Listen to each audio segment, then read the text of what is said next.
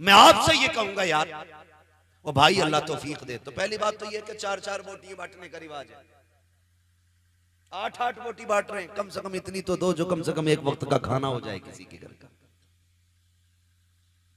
कुछ जगहों पे तो हजरत मसला ये है कि बकरीद के गोश्त से मुहर्रम का हलीम बनाते हैं।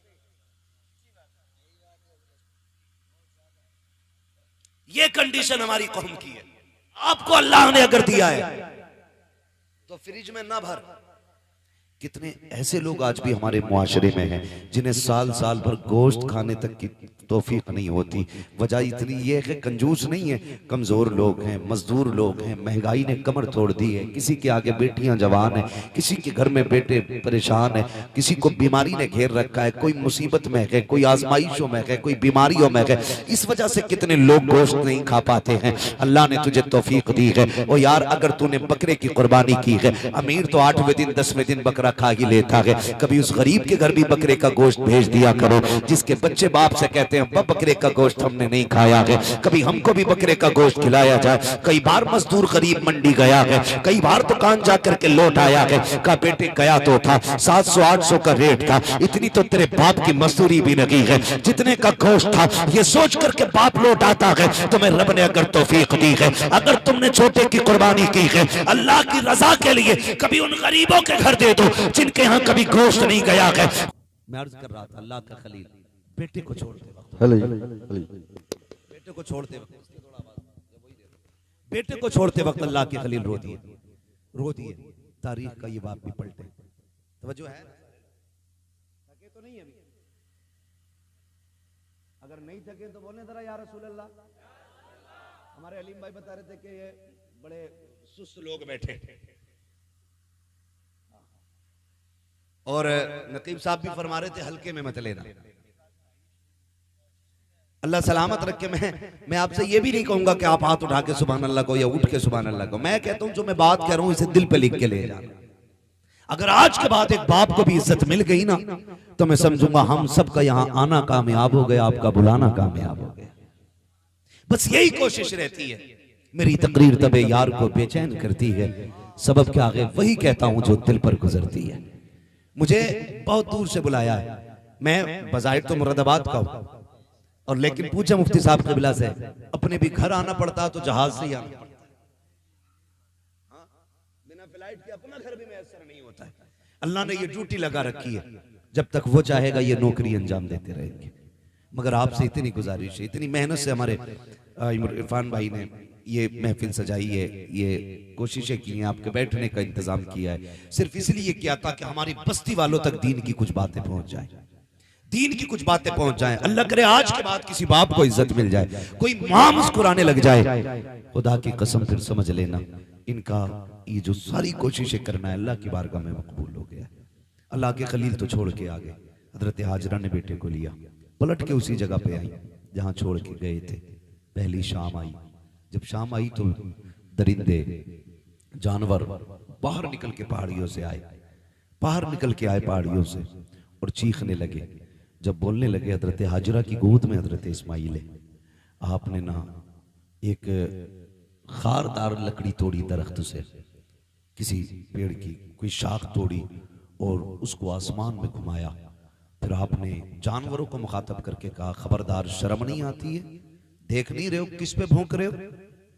मैं एक नबी की माँ हूं, एक नबी की बीवी हूं, मेरी गोद में जो लाल है कोई आम बेटा नहीं, मेरी गोद में रब का इस्माइल लेटा हुआ है, रब का इस्माइल लेटा हुआ है। का खबरदार भौंकने की जरूरत ना करना, हम पे भौंकने का मतलब है नबी की इज्जत पे भौंकना। इतना कहा सारे जानवर पलट के चले गए, सारे चले गए। फिर वो पानी, वो खजूरें, वो सत्तू, वो क्या सब कुछ जो भी दिया था, कब तक चलना, सारे ही खत्म हो गए। जो भी ज्यादा जो भी खाने पीने का सामान था खत्म हो गया। लेकिन माँ माँ होती है। फिर वो वक्त भी आया कि माँ के सीने का दूध भी खुश्क हो गया।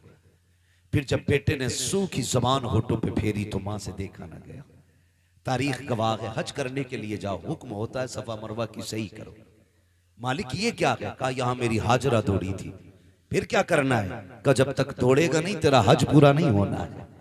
तुझे दौड़ना जरूरी है। मालिक क्यों दौड़ाया गया? का जब जब यहाँ आके तुम दौड़ोगे ना तो तुम्हें माँ और बेटे की मोहब्बत का एहसास हो जाएगा। एक माँ ने बेटे की मोहब्बत में कितने चक्कर लगाए हैं, 7 चक्कर लगाए। माँ तो माँ होती है। बेटे को लिटाया जमीन पे, आपने एक पत्थर इधर से रखा, एक इधर से रखा, एक पत्थर ऊपर से रखा, 3 पत्थरों से बेटे का थोड़ा सा धूप का साया किया।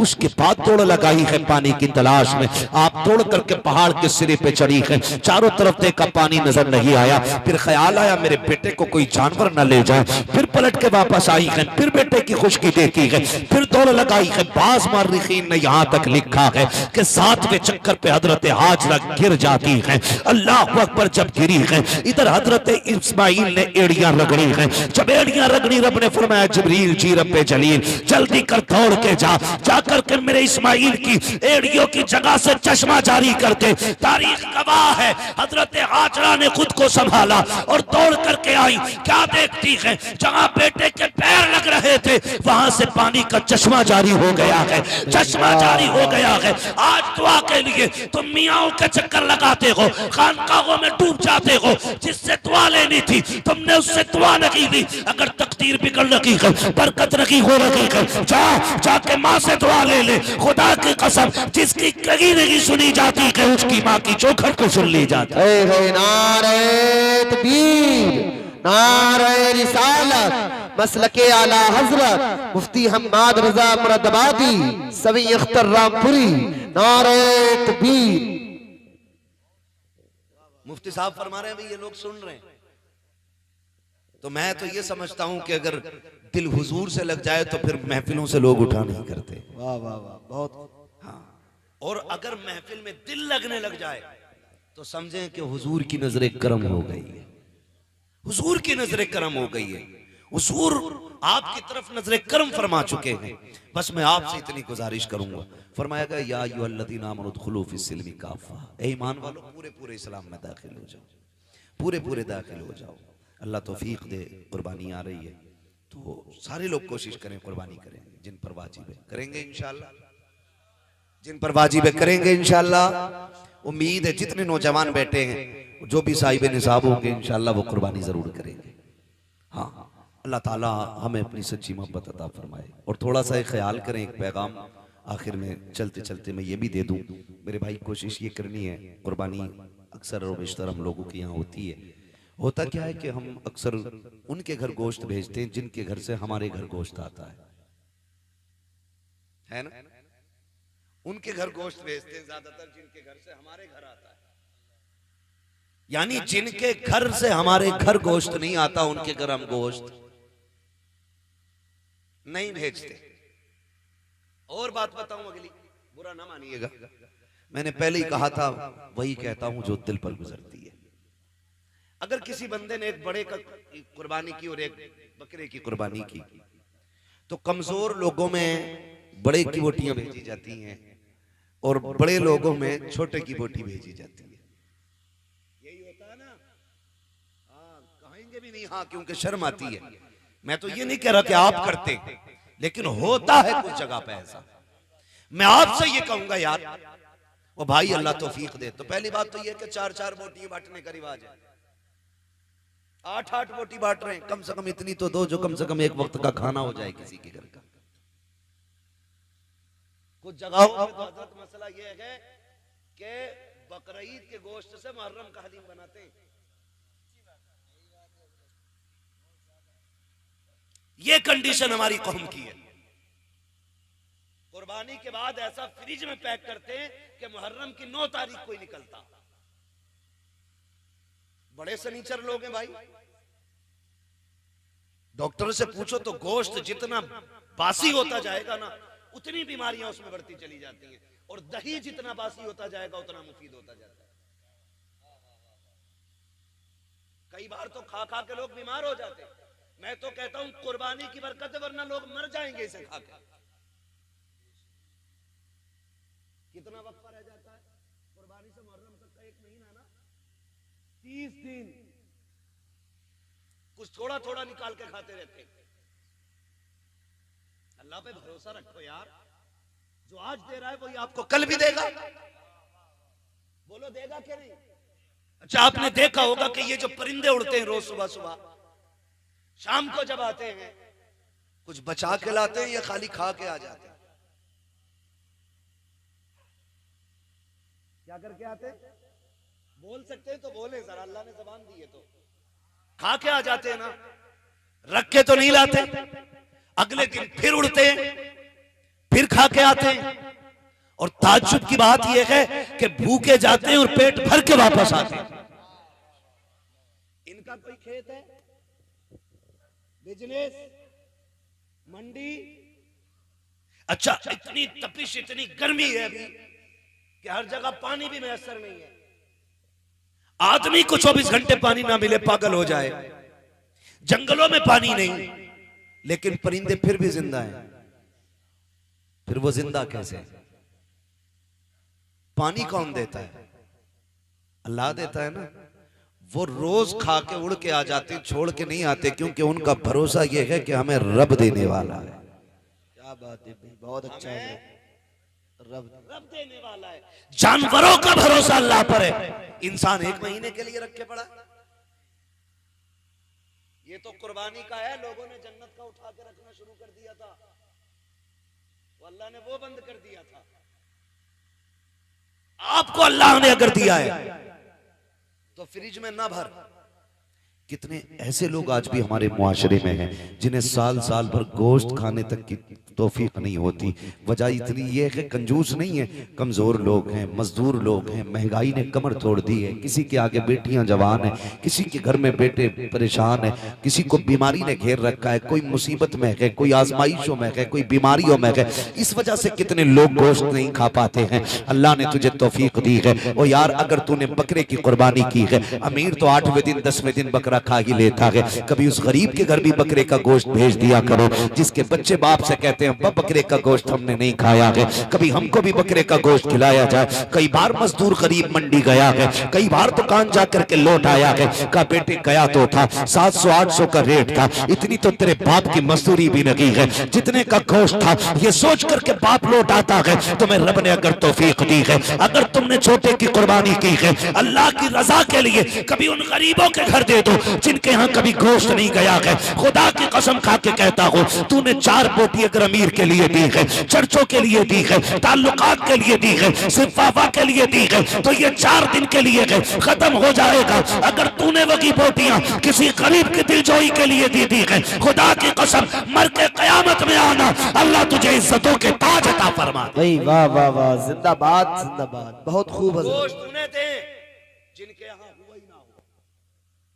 कई बार ऐसा होता है जिनके घर कुर्बानी हुई है, 2 क्विंटल में से 50 किलो इसके घर रखा, और मोहल्ले वालों ने भी एक तसला भेज दिया। और कितने गरीब ऐसे होते हैं कि बकरा ईद के घर दिन भी उनके घर में दाल बनती है। इसे ईद कहते हो? तेरी बस्ती के अंदर अगर एक बंदा भी ईद के दिन चटनी से खाएगा तो तुझे गैरत से मर जाना चाहिए। अल्लाह तौफीक दे तो ये गरीबों में तकसीम करे। आपके घर के होते हुए किसी घर में दाल या चटनी नहीं। आज ये रब की दावत का दिन है, रब की दावत का दिन है। हर घर में गोश्त की खुशबू आनी चाहिए, हर घर में तकसीम करें। और याद रखिए, जो अल्लाह के लिए करता है फिर अल्लाह कभी उसको गिरने नहीं देता है, गिरने नहीं देता है। और वो लोग बेवकूफ हैं जो उठा के रखते हैं। जब बर्तन खाली होता तभी नया भरा जाता है, जब पहले से भरा होता तो फिर उसमें जगह ही नहीं होती, वो भरेगा कहां से? आप खाली करते रहो, मेरा रब तुम्हारे बर्तनों को भरता रहेगा। जो खर्च करना नहीं जानते उन्हें कमाइयों का भी तरीका नहीं आता है।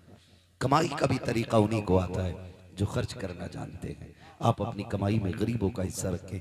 कुर्बानी आ रही है, सारे लोग कुर्बानी करें।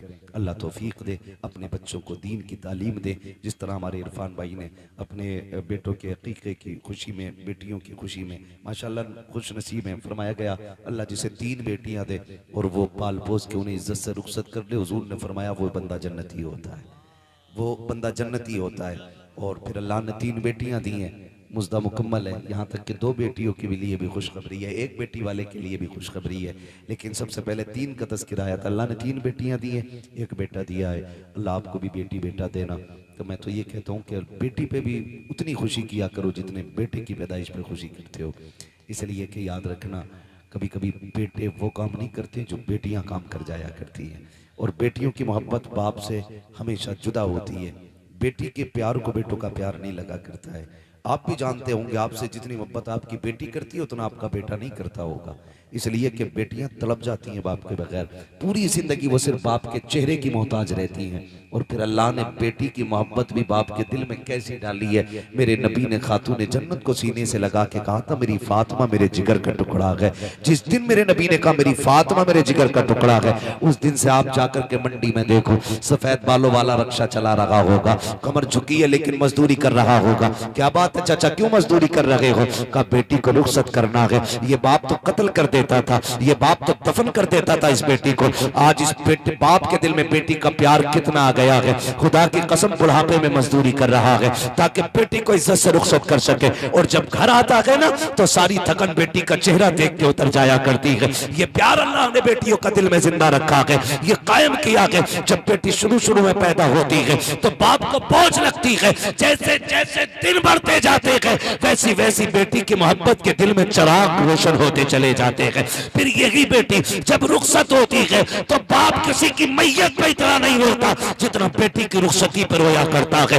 ये प्यार किसने पैदा किया है? ये रब ने पैदा किया है। अल्लाह बेटा दे तब भी खुशी मनाओ, बेटी दे तब भी खुशी मनाओ, इसलिए कि बेटा नेमत होता है, बेटियां खुदा की रहमत हुआ करती है। नेमत का हिसाब दोगे, रहमत का हिसाब नहीं होगा। और फरमाया गया कि बेटियां बाप के लिए जहन्नम की और बाप के दरमियान दीवार होती है। जिनको बेटियां रब ने दी है, सिर्फ बेटी नहीं दी गई है बल्कि उसे जन्नत का परवाना दे दिया गया। अल्लाह हमें बेटियों की इज्जत करने की तौफीक अता फरमाए, बेटियों से प्यार करने की तौफीक अता फरमाए। हम अपने बेटे बेटियों की खुशी में इसी तरह की महफिलें बात करते रहें। बस जो हुए गलत उनको माफ फरमाए रब्बे कायनात। जिंदगी ने दिया साथ, फिर होगी मुलाकात, चमन रहा फूल खिलेंगे, जिंदगी रही फिर मिलेंगे। मुसाफिर हम भी, मुसाफिर तुम भी, किसी मोड़ पर फिर मुलाकात होगी। फकीरान आए सदा कर चले, सदा खुश रहो ये दुआ कर चले। सारे लोग कलमा शरीफ पढ़ लीजिए, ला इलाहा इल्लल्लाहु मुहम्मदुर रसूलुल्लाह। मेरी सारी बातें याद रखेंगे, माँ बाप की इज्जत करेंगे इंशाल्लाह। अरे बोले इंशाल्लाह।